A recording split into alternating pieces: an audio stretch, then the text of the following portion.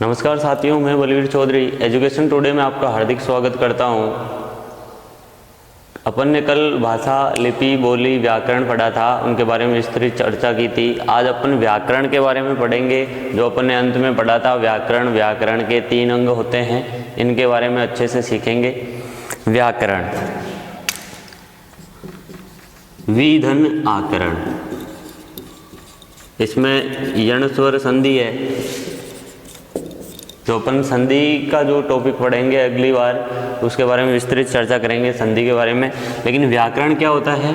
ये भाषा को शुद्ध रूप से बोलने और लिखने में सहायक देता है। ये अपने भाषा को शुद्धता, या फिर अपन ये कह सकते हैं कि उनके नियमों का ज्ञान कराता है। भाषा के शुद्ध बोलना और लिखना सिखाता है हमें। व्याकरण के अपन ने 3 अंग पढ़े थे: वर्ण विचार, शब्द विचार, वाक्य विचार। एक चीज अपन सीख लेते हैं, यहाँ पे अवरोही क्रम में लेते हैं। सबसे बड़ा वाक्य, शब्द से वाक्य बनता है और वर्ण से शब्द बनता है। भाषा की सबसे छोटी इकाई वर्ण होती है, जिसके अपन और अधिक टुकड़े नहीं कर सकते। कहने का मतलब ये होता है कि ध्वनि, अपन अपने मुंह से जो ध्वनि निकालते हैं, जो लिखित रूप में लिखते हैं, उसे वर्ण कहा जाता है। ध्वनि भाषा की वह सबसे छोटी इकाई जिसके और अधिक टुकड़े नहीं कर सकते, उसे वर्ण कहा जाता है। जब अपन मौखिक रूप से बोलते हैं, अपनी आवाज़ निकलती है, तो उसे ध्वनि कहा जाता है। और ध्वनि को लिखित रूप में जब अपन अंकित करते हैं, उसे वर्ण कहा जाता है। ठीक है, तो आज अपन इस वर्ण पे चर्चा करेंगे, वर्ण विचार पे। वर्ण भाषा की वह सबसे छोटी इकाई जिसके अपन और अधिक टुकड़े नहीं कर सकते हैं, जैसे अ, क, च, फ। ठीक है, ये है वर्ण। और हिंदी भाषा में वर्ण के 2 भेद होते हैं: स्वर, व्यंजन।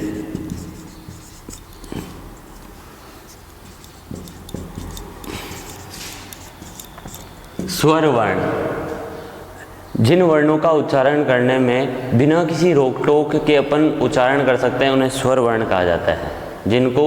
जिनका उच्चारण करने के लिए हमें किसी अन्य वर्ण की आवश्यकता नहीं पड़ती है, उन्हें स्वर वर्ण कहा जाता है। व्यंजन, जिन वर्णों का उच्चारण करने के लिए हमें स्वरों की आवश्यकता हो, उन्हें व्यंजन वर्ण कहा जाता है।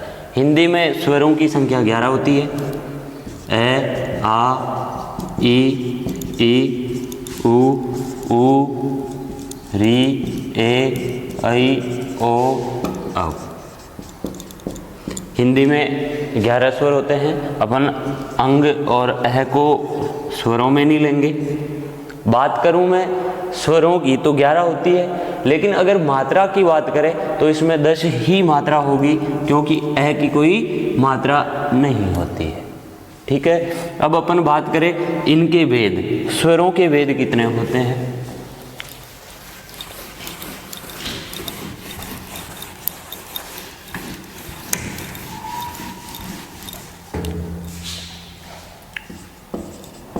स्वर के भेद, स्वर के 2 भेद होते हैं: ह्रीस्वर या मूल स्वर, दूसरा दीर्घ स्वर। ह्रीस्व या मूल स्वर, जिन वर्णों का उच्चारण करने में एक मात्रा का समय लगे, उन्हें ह्रीस्व स्वर कहा जाता है। या फिर छोटे स्वर, इनकी संख्या 4 होती है: ए, ई, उ, री। बात करूं मैं री की, तो री सिर्फ और सिर्फ इस वर्ण का अपन प्रयोग जो संस्कृत के तत्सम शब्द है, हिंदी भाषा में जो संस्कृत के शब्द ज्यों के त्यों काम में आते हैं, उनके लिए री का प्रयोग होता है। जैसे गृह है, री की मात्रा ये गृह है, घृत। ऐसे शब्द जो संस्कृत से ज्यों के त्यों हिंदी भाषा में काम में आते हैं, इसी का यूज लेते हैं, री का। तो ह्रीस्व और मूल स्वर 4 है: ए, ई, उ, री। बात करूं दीर्घ स्वर की तो 11 में से 4 गए, 7 बचे बाकी के। आ ई उ ए ऐ ओ औ। ये हो गए दीर्घ स्वर। जिन वर्णों का उच्चारण करने में एक मात्रा का समय लगे या दीर्घ स्वर की तुलना में कम समय लगे उन्हें ह्रीश्व या मूल स्वर कहा जाता है। इनकी संख्या 4 होती है, ए ई उ री। जिन वर्णों का उच्चारण करने में ह्रीश्व या मूल स्वर की तुलना में कम समय लगे या 2 मात्रा का समय लगे उन्हें दीर्घ स्वर कहा जाता है। इनकी संख्या 7 होती है, आ ई उ ए ऐ ओ औ। बात करूं मैं इसके अलावा अपन मुख्य रूप से अपन स्वर के 2 भेद पढ़ते हैं, ह्रीश्व और दीर्घ स्वर। लेकिन एक अपन पढ़ते हैं, कभी कभार अपन ने किताबों में देखा होगा, प्लुत स्वर। ये प्लुत स्वर संस्कृत में काम में आता है शायद, तो इसके लिए अपन देखते हैं। इसकी परिभाषा है, जिन वर्णों का उच्चारण करने में दीर्घ स्वर की तुलना में अधिक समय लगे या 3 मात्रा का समय लगे, 3 से अधिक मात्रा का समय लगे, उसे प्लुत स्वर कहा जाता है। जैसे ओम। अब अपन इसमें कितनी आवाज़ आगे ले सकते हैं, कितना टाइम ले सकते हैं, इस पर अपने पे डिपेंड करता है। जैसे ओम, ओके। अब बात करते हैं व्यंजन। वर्ण का दूसरा भेद है व्यंजन। व्यंजन की परिभाषा मैंने बताई थी, जिन वर्णों का उच्चारण करने में स्वरों की सहायता ली जाती है उन्हें व्यंजन वर्ण कहा जाता है। और हिंदी वर्णमाला में व्यंजन 33 बताए गए हैं। और व्यंजन के 3 भेद होते हैं,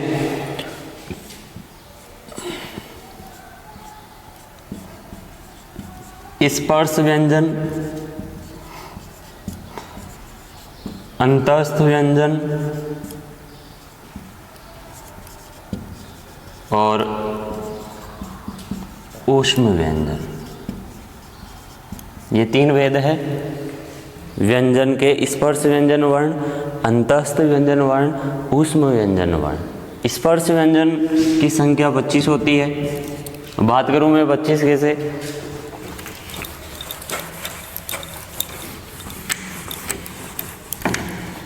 तो स्पर्श व्यंजन में अपन ने देखा होगा क वर्ग, च वर्ग, ट वर्ग, त वर्ग और प वर्ग। ये वर्ग होते हैं। वर्ग का मतलब है क की पूरी लाइन, क वर्ग का मतलब क की पूरी लाइन, च वर्ग का च की पूरी लाइन, ट वर्ग का ट की पूरी लाइन, त वर्ग का त की पूरी लाइन और प वर्ग का प की पूरी लाइन। जैसे क ख ग ग ड़, च छ ज ज य, ट ठ ड ढ ण, त थ द ध न, प फ ब भ और म। अब अगर मैं बात करूं तो इनके अलग अलग उच्चारण स्थान हैं। हिंदी वर्णमाला में इन सब के अलग अलग उच्चारण स्थान है। इस लाइन का अलग उच्चारण स्थान है, इसका अलग है, इसका अलग है, इन सब का अलग है। कैसे? अब ये जो गला है, यहाँ पे मान लो मैं ये जो गला है यहाँ से शुरू होता है, जैसे कि यहाँ पे ये क्या है, कंठ है। क्या है? कंठ है। अपने 5 जो मुख्य रूप से अपने जो मुंह में 5 ये जो ज्ञानेंद्रिय हैं, इनसे अपन काम में लेंगे। और ये कौन कौन सी है? सबसे पहले यहाँ से कंठ आता है, उसके बाद अपन ऊपर चलते हैं तो तालु आती है, उसके बाद ऊपर अपन चले तो मूर्धा यानी जीभ, उसके बाद अपन आगे चले तो दंत यानी दांत, और अंत में सबसे आगे जब अपन ध्वनि बाहर निकालते हैं तो ओष्ठ यानी होठ। ये 5 काम में आती है ज्ञानेंद्रियाँ। तो अगर अपन क का उच्चारण करेंगे, क की पूरी लाइन का उच्चारण करेंगे, तो अपन देखेंगे कि ये जो मुंह से आवाज़ निकल रही है, ध्वनि निकल रही है, ये सीधा कहाँ टकराएगी, कहाँ पे रुकेगी? तो ये कंठ से रुकेगी, क। तो यहाँ इसका उच्चारण स्थान होगा कंठ। ठीक वैसे ही च वर्ग का अपन उच्चारण करेंगे, ठीक इसके ऊपर, तो च, ये सीधी जो आवाज़ है ये आगे अपन पढ़ते हैं ट वर्ग। तो ट वर्ग का उच्चारण स्थान होता है मूर्धा। अगर अपन बात करेंगे तो ट वर्ग का अपन उच्चारण करेंगे तो जो मुंह से ध्वनि निकलती है ट, वो जीभ पे आकर के टकराती है, तो यहाँ पे इसका उच्चारण स्थान हो गया मूर्धा। ठीक वैसे ही ट वर्ग का अपन उच्चारण करेंगे तो जो अपने मुंह से ध्वनि निकलती है वो दांतों पे आकर के टकराती है, उसके बाद में बाहर निकलती है, तो इसका उच्चारण स्थान होता है दंत। ठीक वैसे ही प का अपन उच्चारण करेंगे तो दोनों होठ स्पर्श करेंगे अपने आप को, तभी अपन बोल सकते हैं इन वर्णों को, तो इसका उच्चारण स्थान हो गया ओष्ठ। इस प्रकार स्पर्श व्यंजन के 25 वर्ण होते हैं जो मैंने आपको बता दिए हैं, क वर्ग, च वर्ग, ट वर्ग, त वर्ग और प वर्ग। बात करें तो इनमें स्पर्श संघर्षी व्यंजन किसे कहा जाता है? अगर आपको कोई पूछे तो इसमें से स्पर्श संघर्षी व्यंजन आपको ये बताना है, क, छ, ज, च, बस ये 4 होते हैं, वो स्पर्श संघर्षी व्यंजन कहलाते हैं। ठीक है। अब दूसरा बात करें अपन अंतस्थ व्यंजन की, तो अंतस्थ व्यंजनों की संख्या होती है 4, य, र, ल, व। ये जो बीच वाले हैं स्पर्श और ऊष्म व्यंजन के बीच वाले अंतस्थ व्यंजन कहलाते हैं य, र, ल, व। ये जो य और व है अर्ध स्वर कहलाते हैं। क्या कहलाते हैं? अर्ध स्वर कहलाते हैं। जो ल है वो पार्श्व स्वर कहलाता है। पार्श्व का मतलब है पीछे से, यानी अपन अपनी जो मुंह से जो हवा निकलती है बाहर, वो किसी दूसरे ज्ञानेंद्रियों को टकरा करके उसके पास से होकर के निकलती है। आपने देखा होगा कि ये जो लता मंगेशकर है उसे पार्श्व गायिका कहा जाता है। क्यों? क्योंकि वो गाने तो खुद गाती थी लेकिन दिखाया कुछ और जाता, किसी और को दिखाया जाता था कि ये बोल रहा है। ठीक वैसे ही जो र है ये है कुंठित, और जो र है उसे लुंठित कहा जाता है। अब बात करें ऊष्म व्यंजन की। ऊष्म व्यंजन का मतलब है कि अगर किसी वर्ण का अपन उच्चारण करें तो उसके मुंह से उच्चारण करते वक्त मुंह से क्या निकलती है? गर्म हवा निकलती है। अपने को एहसास होता है जब अपन खुद इनका उच्चारण करते हैं तभी अपन एहसास कर सकते हैं, दूसरे के कहने से कुछ नहीं होगा। जैसे कि इसके 4 वेद है, इनकी संख्या 4 है, श, स है। इनके उच्चारण भी अलग अलग है, श, और है। इनकी संख्या 4 है और इन्हें ऊष्म व्यंजन कहा जाता है। बात हो गई व्यंजनों की। अब मैं बात करूं कि ये जो अड़े और ये जो ड है ये आगत वर्ण है, आगत व्यंजन है, दूसरी भाषाओं से, उर्दू, फारसी वगैरह से आई हुई है। तो इनको क्या कहा जाता है? गौण व्यंजन कहा जाता है। इनको क्या कहा जाता है? गौण व्यंजन। ठीक है।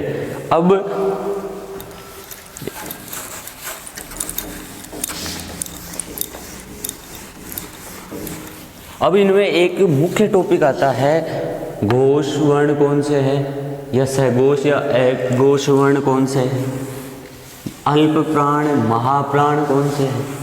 तो इसमें बड़ी समस्या रहती है कि अपन को कैसे पहचान में आए कि कौन से व्यंजन या स्वर अघोष है, कौन से सघोष है, कौन से अल्प प्राण है, कौन से महाप्राण है। तो इसके लिए अपन देखते हैं, एक छोटा सा तरीका बताऊंगा सबसे सरल, जिससे कि आपको समझने में कोई कठिनाई नहीं होगी। अच्छे से देखना मित्रों, अच्छी अच्छी बातें बता रहा हूँ। अपन इस प्रकार से लिख लेंगे, अल्प प्राण और महाप्राण, ये 4 अपन शब्द इस प्रकार से लिखेंगे, अघोष, सघोष, अल्प प्राण, महाप्राण। अब मैं पहले इधर लिख देता हूँ, क वर्ग, च वर्ग, ट वर्ग, त वर्ग और प वर्ग। जल्दी जल्दी बता देता हूँ मैं आप लोगों को, मिटा दिया था तो वापस लिखना पड़ा, समस्या हो गई।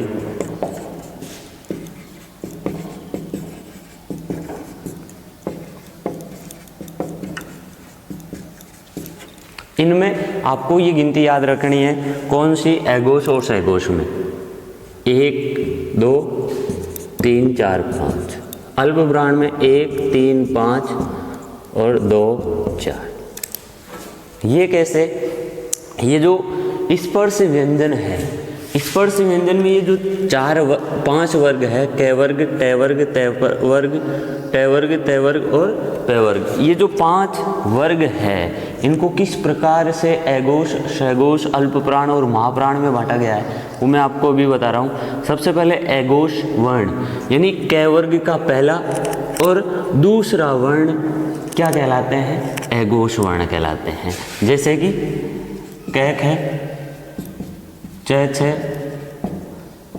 टैट है, तैत है और पैफ है, ये सब क्या है, एघोष वर्ण है। कौन से हैं, एघोष वर्ण। ठीक वैसे ही सहघोष क वर्ग का, इन वर्गों का तीसरा, चौथा और 5वें अक्षर, ये सब क्या है, सहघोष वर्ण है। क्या है, सहघोष वर्ण। ग ग अड़े, झ ज य, ड ढ अणे, ब भ म, द ध न, ये सब क्या है, एघोष वर्ण है। अब बात करूं अल्प प्राण और महाप्राण की, तो आपको इसमें देखना है कि संख्या मैंने क्या लिखी, 1 3 5, 1 3 5 पहला, तीसरा और 5वां, ये सब क्या है, ये अल्प प्राण है। ये बीच वाले ओड, जो ओड मार्क है 1 3 5, ये क्या है, अल्प प्राण है। और 2 4, ये 2 और 4, ये क्या है, महाप्राण है। ठीक है, इन पांचों में जो 5 वर्ग बताए मैंने अच्छे से समझ में आ गया। अब बात करूं मैं अंतस्थ और उष्म व्यंजन वालों की, इनमें समस्या आती है कि इनमें कैसे पता चले कि इनमें से कौन सा अल्प प्राण है और कौन सा महाप्राण है, कौन सा एघोष है, कौन सा सहघोष है। तो आपको इसमें यही ध्यान रखना है कि य र लेव स है। सबसे पहले ये जो य र लेव है, अगर अपन इनका उच्चारण करेंगे तो कम समय लगेगा, आसानी से बोल सकते हैं। तो ये है अल्प प्राण। क्या है, अल्प प्राण, य र लेव। अब मैं इन तीनों में से, ये है को भी छोड़ दीजिए, ये जो 3 है श, ये जो है वो महाप्राण है, क्योंकि इनमें अपन बोलते हैं तो इसमें थोड़ी सी दिक्कत होती है, यानी ज़्यादा समय लगता है, तो यह है महाप्राण। श।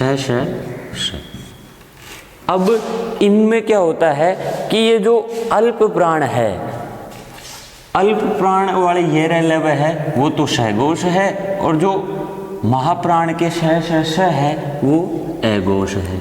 इतना ध्यान रखना है। लेकिन ये जो है इनके विपरीत क्या होता है, ये जो है वो सहघोष और महाप्राण है। अपन ने इसमें देखा था यह रेलव क्या है, इधर अल्प प्राण है, लेकिन उल्टा कर लेंगे अपन, ऊपर सहघोष में आ जाएगा। श महाप्राण है, लेकिन ऊपर चलेंगे तो ये एघोष में आ जाएंगे। लेकिन इसके विपरीत उष्म व्यंजन का अंतिम जो वर्ण है वो सहघोष और महाप्राण है। बाकी जो स्वर वर्ण है, स्वर कहाँ से शुरू होता है, स से, तो ये क्या है, सहघोष वर्ण है। सारे स्वर क्या है, सहघोष वर्ण है। ठीक वैसे ही अल्प प्राण, इनमें कम समय लगता है, ठीक है, तो ये क्या है, अल्प प्राण स्वर है। ठीक है मित्रों, ये हो गया वर्ण विचार। बात करूं मैं व्यंजनों की, तो अपन देखते हैं कि संयुक्त व्यंजन भी अपन पढ़ते हैं।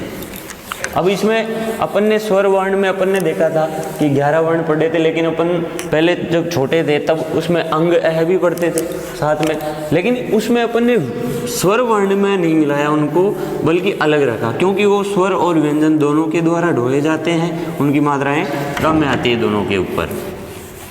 लेकिन बात करूं मैं संयुक्त व्यंजन की, एक छोटा सा टॉपिक रह गया संयुक्त व्यंजन, इसमें कौन कौन से हैं वो अच्छे से देख लेते हैं। अक्ष, त्रय, जय। अपन जब छोटे थे तब इसको क्या पढ़ते थे, ज्ञ और ज्ञानी में यही पढ़ाया गया था, लेकिन शुद्ध उच्चारण क्या है इसका, जय। इसी के साथ श्रय, श्रमिक वाला। लेकिन अगर बात करें कोई कि मिश्रित वर्ण कौन सा है, मिश्रित व्यंजन कौन सा है, तो हमें श्रय का, संयुक्त व्यंजन में मैंने आपको 4 बताए थे। संयुक्त व्यंजन अक्ष, त्रय, ज्ञ यानी जय, शुद्ध उच्चारण इसका ये है, और श्रय मिश्रित वर्ण है ये अक्षय क और श से मिलकर के बना है, त्रय तय और र से मिलकर के बना है, जय जय और य से मिलकर के बना है, और श्रय श और र से मिलकर के बना है। इसमें जो पहले वाला है मैंने हलंत लगाया क्योंकि ये अधूरे हैं, आधे वर्ण काम में आते, आधे व्यंजन है ये, और पीछे वाले हैं ये सब क्या है, पूरे हैं, तो इनके मैंने ये हलंत नहीं लगाया। अब ये मित्रों वर्ण विचार यहाँ पे पूरा होता है। कोई भी बात अगर इनमें से अधूरी मिले आपको, अगर समझ में नहीं आए, तो आप कमेंट बॉक्स पे नीचे जा कर के मेरे से चर्चा कर सकते हैं। मैं अच्छे से इसके बारे में विस्तृत रूप से आपको जानकारी दूंगा। और ज़्यादा से ज़्यादा इस एजुकेशन टुडे को सब्सक्राइब करें, लाइक करें, शेयर करें। धन्यवाद मित्रों, जय हिंद, जय भारत।